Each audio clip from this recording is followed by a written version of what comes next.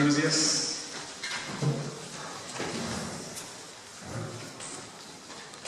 Mi nombre es Akira Gustavo Casillas de la Vega. Estudié la licenciatura y la maestría en Historia en la UNAM y actualmente estoy estudiando el doctorado en la misma institución. Como ustedes han de saber,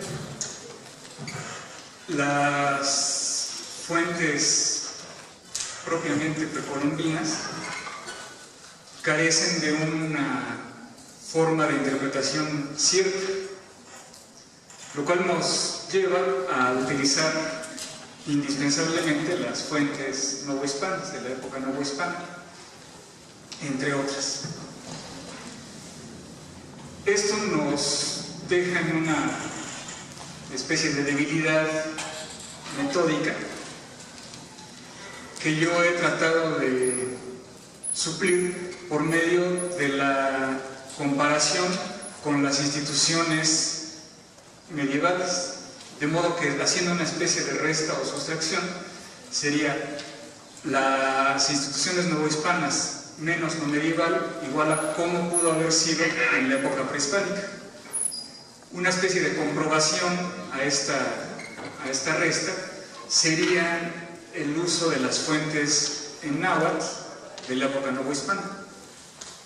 Ahora bien, con respecto a los gremios europeos, en la Castilla medieval se puede datar mínimo hacia el siglo XIII, con Alfonso X, su existencia, ya que hubo un ordenamiento en contra de los monipodios, es decir, los monopolios que creaban los artesanos acerca de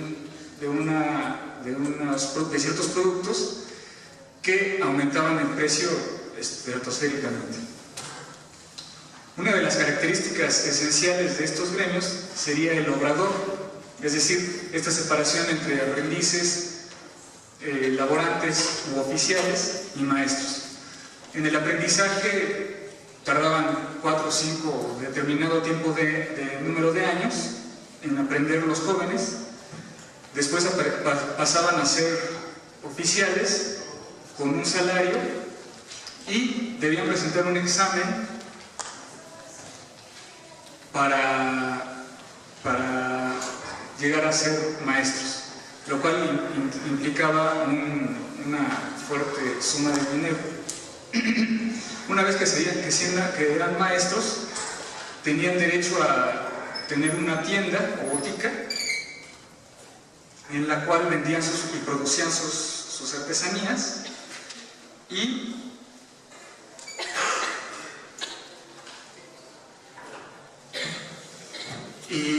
se reunían cada determinado tiempo todos los maestros de un gremio para ver cómo iban las ordenanzas, que se hicieran cumplir, etcétera, etcétera.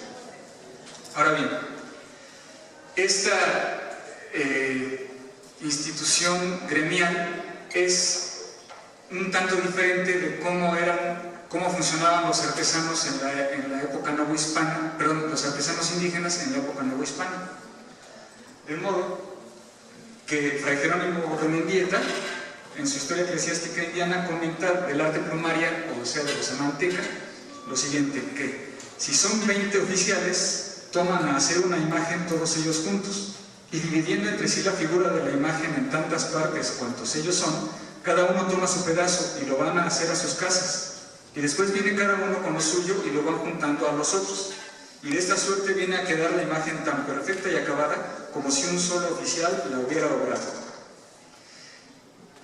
Aunque es cierto que tal vez esta producción, digámoslo así, colectiva de las artesanías pudo no haber sido la norma para los demás oficios, pues lo más probable es que provenga de la época prehispánica, puesto que en la época novohispana y medieval en Europa, cada maestro tenía su propio taller y no tenía nada que ver con nosotros, al contrario, competían en cuanto al precio, para cada uno, para tratar de bajar los precios o aumentarlos, ¿no? Y de ser esto cierto, esta producción colectiva se habría preservado mínimo hasta finales del siglo XVI, puesto que Fray Jerónimo de Mendieta redactó estas líneas hacia 1596. Por otra parte, además de la producción colectiva, no tenían esta división entre aprendiz, oficial y maestro. Únicamente parece haber habido dos niveles, por así decirlo. De acuerdo con el Códice Osuna, según la interpretación de Luis Chávez Orozco, que utilizó además del propiamente dicho Códice Osuna, usó un documento en el Archivo General de la Nación, aquí en México, que se trata de un litigio entre el Cabildo Indígena de la Ciudad de México y los macehuales de los 4 barrios, acerca de abusos que se habían cometido en la prestación de servicios públicos del servicio personal para las obras públicas. Los gobernantes novohispanos ordenaron al Cabildo Indígena de México que hicieran los preparativos para las campañas militares de Florida en 1557 y 1559, así como a China, es decir, las Islas Filipinas, en 1561 y 63. Los artesanos se quejaban de que no les habían pagado por estos servicios públicos, digámoslo así. Mientras que el ayuntamiento indígena respondió que ellos sí les habían pagado, pero a los mayorales de cada oficio.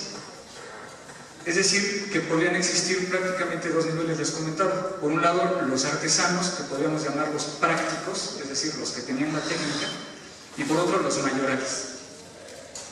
La mayoría de los oficios tenían 4 mayorales. Para 1559 los zapateros y los carpinteros tenían cada uno 5 mayorales, mientras que los pescadores y cazadores de la laguna tenían 7. Los sastres, que parecen haber tenido el mayor número, era de 8. Esto significa que seguramente el número de mayorales dependía o habría dependido del número de artesanos de cada oficio. Si recordamos a Mendieta, habría sido más o menos de 20 artesanos por mayoral. Ahora bien, existían unas personas, lo comentan tanto Torquemada como otro tipo de autores, que existían unos Centecpampixque, que significa, viene de la palabra náhuatl Centecpantli, que significa 20 o veintena de personas, y Pixque, que es el plural de los que guardan a alguien. De modo que un Centecpampixque sería quien guarda a una veintena de personas. Probablemente esta institución de las agrupaciones artesanales indígenas provenga, como les comentaba, desde la época prehispánica. Varios autores comentan que la enseñanza del oficio iba de padre a hijo. Por ejemplo, en el Códice Mendocino se comenta que los oficios de carpintero y lapidario, y pintor y platero y guarnecedor de plumas enseñaban los oficios a sus hijos, luego desde muchachos, para que siendo hombres se aplicasen por sus oficios y ocupasen el tiempo en cosas de virtud. Lo mismo comentan Motolinia, Fray Toribio de Benavente, así como los informantes de Fray Bernardino de Sahagún, que a continuación lo voy a decir, nada más que voy a hacer una pausa, porque ahí en la imagen pueden ver que dice en la parte superior lapidario, del lado izquierdo, y del lado derecho suyo, hijo del lapidario, y abajo maeso, es decir, maestro de guarnecer con pluma, y el otro es el hijo del maeso. Obviamente esta imagen está manoseada porque pues, no viene así en el Códice Mendocino, ¿no? Con respecto a los informantes de Fray Bernardino de Sahagún, refieren que los amanteca instruían a sus descendientes encargándoles el acto de desleír el engrudo. Ahí anoté la versión en náhuatl para quien quiera criticar mi traducción. Ahora bien, con respecto a los mayorales, Sahagún comenta que entre los plateros, antes de comenzar sus obras, el tlayacana le repartía carbón. Tlayacana viene de la palabra náhuatl yacana, que significa guiar a otro o gobernar a pueblo, y proviene a su vez de la palabra yacat, que significa nariz o punta de algo. Por lo tanto, la yacana significaría el que guía algo, es decir, a su oficio, ¿no? Ahora bien, esto pues es una buena traducción, digamos, del término mayoral. Al revés, el mayoral sería una buena traducción del término tlayacana, puesto que estaría de algún modo dirigiendo a su oficio, o cuando menos a 20 personas o una veintena de personas de su oficio. Además de los tlayacana, pudo haber habido otro nivel, si no es que estos mayorales eran unos que se denominaban viejos. De acuerdo con Sahagún, tanto los amanteca como los lapidarios estaban regidos por unos viejos. Los artesanos que labran las piedras preciosas celebraban a sus dioses y les hacían fiesta los oficiales viejos de este oficio, y huehueyowan, es decir, sus viejos. Y de noche decían sus cantares y hacían velar por su honra a los cautivos que habían de morir y celebraban en su fiesta. Desgraciadamente no hay imágenes del centro de México, pero sí entre los purépecha. Ahí vemos que está en la imagen del lado izquierdo, hasta en la parte superior está una chocita y abajo está el casonci. Y en la parte derecha, que es un acercamiento, están tanto los pintores como los carpinteros. Es interesante porque aparece una persona con los símbolos, digamos, de su oficio y atrás otras personas, lo cual podría implicar, por eso lo escogí, que sería el tlayacana con sus 20 maestros u oficiales.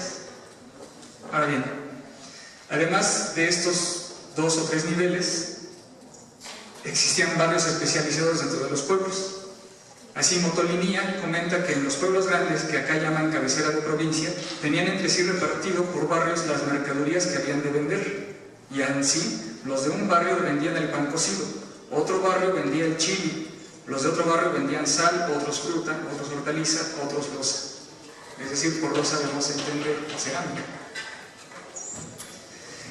Dentro de cada barrio, lo más seguro es que hayan existido artesanos varones y mujeres.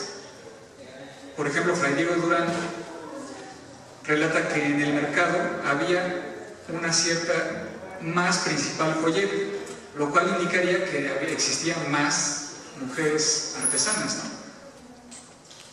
Es posible, pero no me he encontrado fuentes al respecto, que las mujeres hayan sí compartido la misma materia prima que los maridos, por así decirlo, pero seguramente tuvieron tareas complementarias. Además de esto, los artesanos tributaban como oficio, es decir, en grupo, no individualmente. De acuerdo con el oidor Alonso de Zorita, comenta acerca de los tributos prehispánicos que en las provincias dominadas por los mexica tributaban de lo que era de su oficio, y jamás se repartió tributo por cabezas, es decir, individualmente, sino que a cada pueblo y a cada oficio mandaban lo que habían de dar. A esta institución prehispánica de las agrupaciones artesanales he denominado en mi tesis de maestría la chichiuhcayotl, que es una palabra inventada del náhuatl tlachichiuhtli, que significa oficial. De modo que vendría a significar, según el vocabulario de Fray Alonso de Molina, de modo que vendría a significar esta palabra que acuñé como artesanía. Ahora bien, con respecto a la importancia de los artesanos en la logística bélica durante la época prehispánica en la sociedad mexica, según el diccionario que aparece ahí, el American Heritage electrónico, en el contexto militar, logística se refiere al cálculo, la preparación y realización del aprovisionamiento, distribución, mantenimiento y reemplazo tanto de los materiales como del personal de guerra. Antes de entrar en materia con los artesanos, es importante señalar que posiblemente los individuos, o mejor dicho, las familias, durante la época prehispánica de comunes, hayan fabricado muchas de las armas que usarían en batalla ellos mismos. Así Motolinía comenta que todos saben labrar una pared y hacer una casa, torcer un cordel y todos los oficios que no requieren mucho arte. Por si fuera poco, Sahagún comenta que para celebrar la fiesta de Quecholi confeccionaban unas saetas y hacían penitencia para ir a cazar venados. Acabados los 4 días en que hacían las saetas y dardos, hacían unas saetas chiquitas y atábanlas de 4 en 4 con cada 4 teas. Y así, hecho un manojico de las 4 teas y de las 4 saetas, ofrecíanlas sobre los sepulcros de los muertos. Es decir, las saetas pues, serían una flecha, por así decirlo, y ellos mismos hacían las flechas para ofrecerlas a sus muertos. Sin embargo, existían oficios más especializados, cuyo tributo debía haber sido en especie, o mejor dicho, en trabajo especializado para el esfuerzo bélico.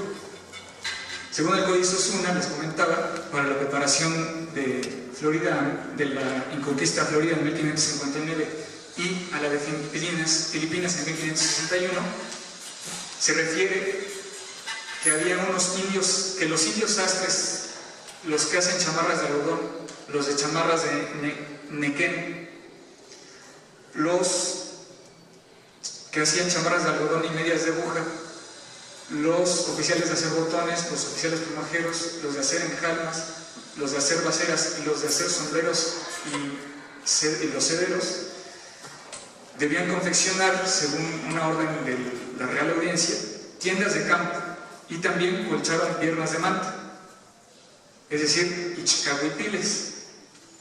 Término igual, ichcahuipil, según Molina, significa armas colchadas para la guerra. Literalmente significaría camisa de algodón. Por otra parte, colchar significa, ahí aparece la definición, digamos, emparedar en 2 lienzos en medio del algodón.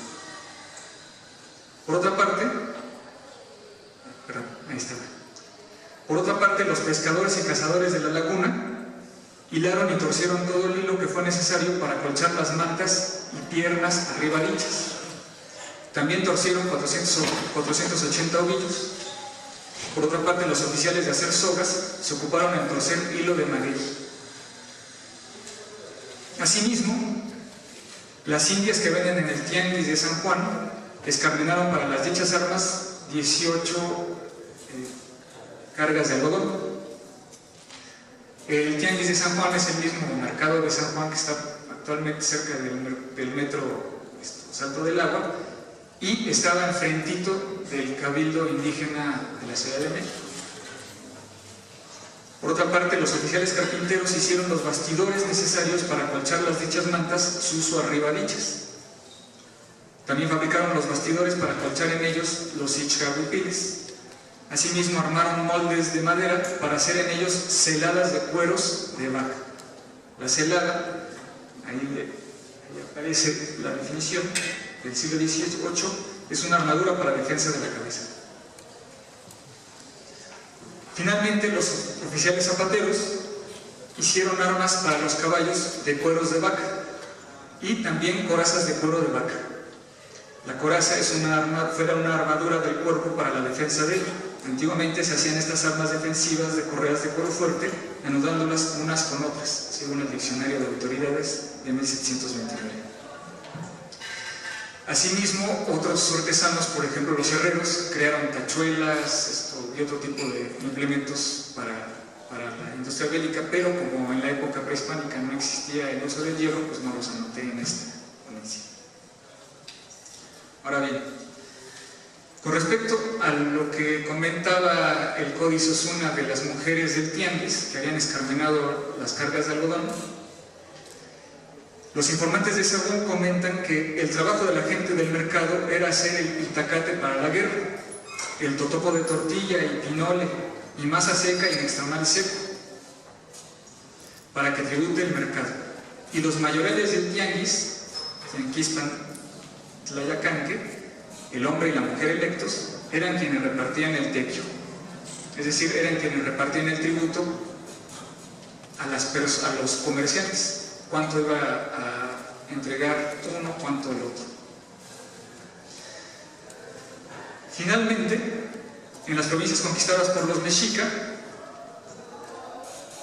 se refiere, según Hernando de Alvarado Tesosomo, que se les exigían diferentes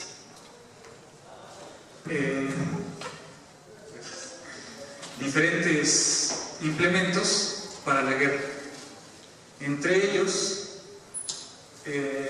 espadates de navaja y pedernal recios, agudos, que cada pueblo aliado o sujeto a ellos debían limpiar bocinas de caracol y conchas, aderezar los cueros de tigres, leones, águilas, culebras grandes, muy bien adobados los cueros de ellos, para poner temor y espanto a los enemigos. El matalotaje tanteado para el tiempo de la ida y estada y vuelta. Y en cada pueblo está todo a punto, aderezadas las tiendas de campo y mantas del camino delgadas de Nequén para la detención del sol, cobas, varas, etc. Y las despensas, almacenes de cada pueblo. Asimismo, es interesante que los calpisque del estado mexica repartían a cada barrio de la Ciudad de México maíz, chile, molido, chilan, frisol y todo lo ello perteneciente para tal menester para cierto día señalado de su viaje y camino a la guerra. Y a los mayorales dieron mantas delgadas de nequén blancas para el sol y camino, cotaras, es decir, cacles, esteras, tiendas para los capitanes, de cuero de venados, y vasos, jícaras, tecomates, metates de moler, ollas, comales, molcajetes, texolot, mantas gruesas de colores, etcétera, etcétera. Aquí aparece una de las conocidas imágenes del Códice Mendocino, en el cual aparece el pueblo de Cuautitlán, que debían entregar ciertas mantillas, armas de plumas ricas o baladíes, rodelas, tropes de maíz y frijol, espaldares, esteras de enea, etcétera, etcétera. De lo anterior se puede concluir entonces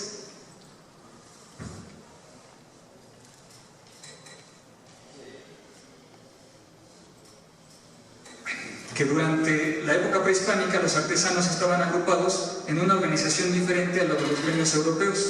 Sus características más distintivas fueron: uno, que algunos de ellos producían colectivamente sus artesanías, y dos, que cada oficio se encontraba ubicado en determinado barrio de su ciudad.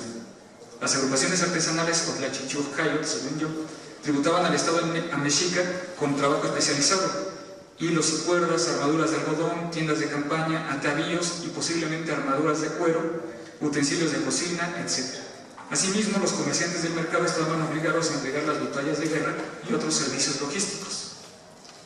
Finalmente, resulta interesante que el Estado mexica, después de haber concentrado todos estos productos, los redistribuía entre los barrios de la Gran Tenochtitlan, a fin de que las tropas fueran provistas de lo indispensable para la batalla. Es posible entonces que algo similar haya sucedido en otras regiones de la Nueva España, mínimo en Texcoco, Tacuba, tal vez Tlaxcala y demás. Gracias.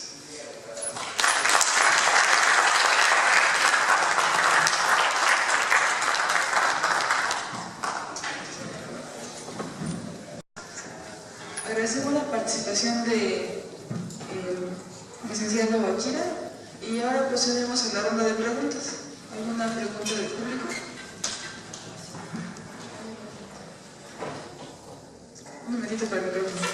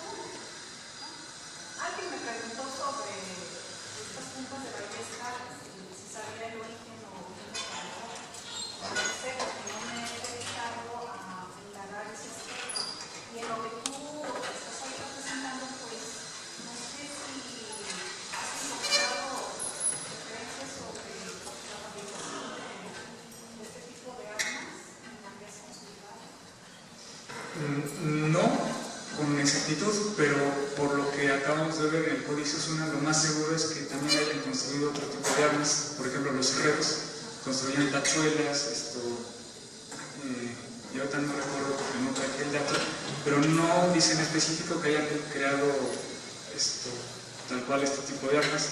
Pero es muy posible porque pues, existían desde la época prehispánica orfebres, es decir, los plateros o los que trabajaban con el oro y la plata, pues, desde no sé cuánto tiempo, de época precolombina.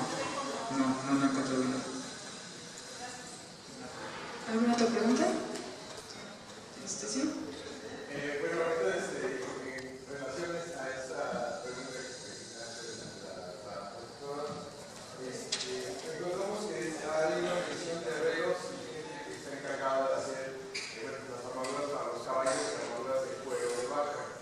Estos artesanos son de origen indígena o son españoles, y en caso de ser indígenas, que estas armas de cuero y en este caso el trabajo de mejoría del hierro, un trabajo diferente al cobre. ¿Existe como una enseñanza de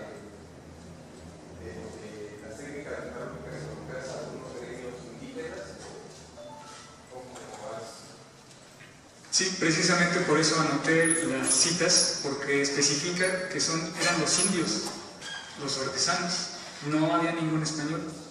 Precisamente también se hizo una gran diferencia en la legislación novohispana entre gremios españoles y de agrupaciones artesanales de indígenas, lo cual no significa que no hubiera habido indígenas trabajando como oficiales o laborantes de los maestros españoles, pero nunca, hasta donde yo me he encontrado, hubo un maestro indígena, aunque sí los había artesanos, digamos, independientes del gremio en estas agrupaciones dirigidas por los mayorales o Tlayacanque. Entonces, sí, definitivamente, desde un principio, Fray Pedro de Gante comenta que él mismo les enseñaba a los indígenas ciertos oficios, y también comenta este mismo autor, incluso en Monteluñía también, Torquemada, que los indígenas iban a ver cómo trabajaban los artesanos españoles sin trabajar para ellos, se aprendían todo de memoria y luego le iban a entregar al señor indígena que los habían mandado realmente a copiar, a plagiar el trabajo, se lo llevaban en pintura. Bueno, dicen que por escrito, pero lo más seguro es que hayan sido por pintura, como los códices, ¿no? ¿Alguna otra pregunta? Sí. Una vez mencionaste algo sobre las armas y demás que se producen en diversos lugares. Entonces, todas las regiones que limitaban a los mexicas producían el mismo tipo de armas, o había algunos que se especializaban más en otras cosas, algunos se especializaban más en tracks, otros más en arcos y flechas y demás. Desgraciadamente no hay mucha información al respecto, sobre todo porque las fuentes novohispanas no comentan prácticamente nada acerca de armas. Todo es semillas y otro tipo de productos. Con respecto a lo que vemos en el Códice Mendocino, de los cueros estos de tigres y águilas, etc., tal vez no todos eran para la guerra, sobre todo porque dicen que unos eran de pluma rica y otros de pluma baladí, es decir, de pluma pues, basta, pobre o no tan codiciada, ¿no? Sí. También se sabe que durante las fiestas religiosas los capitanes militares se vestían, se ataviaban como si fueran a la guerra, con plumajes, dicen. Entonces tal vez más bien se refieren a esto. Sin embargo, pues se presupone que sí algunas regiones pues, estaban especializadas en un cierto tipo de productos, ¿no? Pero más allá sí me podría decir. ¿Alguna pregunta más? Bueno, ya es. Creo que ya funciona el micrófono. Bueno, es que mi pregunta va hacia lo que implica o quién era el grupo indígena de este tiempo, porque damos por hecho que ya lo concebimos, pero no es el mismo indígena de estos siglos al que tenemos ahora. Entonces mi pregunta sería eso: ¿cuál fue el parámetro para considerar indígena a cierto grupo? ¿Quién era el grupo indígena en ese tiempo? Si los indígenas eran los no españoles, o cómo utilizó este grupo para este trabajo. Bueno, esa definición no la puse yo, sino los mismos documentos novohispanos. ¿Y la suya cuál sería? Y el criterio de ellos era pues que habían nacido en cierta, digamos como ahora, una etnia, ellos le llamaban nación, y que tenía ciertas costumbres, una lengua determinada, pero que también pues, se definía como, por ejemplo, comentan las fuentes, incluso indígenas, novohispanas, por ejemplo, Tezosomo fue hijo de Tlatoques, comenta que los de Chalco nombraban a Chalco durante la batalla. Chalco, Chalco, Chalco. Los de México a México, los de cada barrio a cada barrio. Entonces ese sería el criterio español. Y el mío pues sería prácticamente el mismo, porque no puedo imponerle a otro criterio que no sea el de esa época. Estaría incurriendo en anacronismos. Bueno, así finalizamos la participación del compañero Aguilar Casillas de la Vega. Y bueno, le pedimos un fuerte aplauso para el ponente.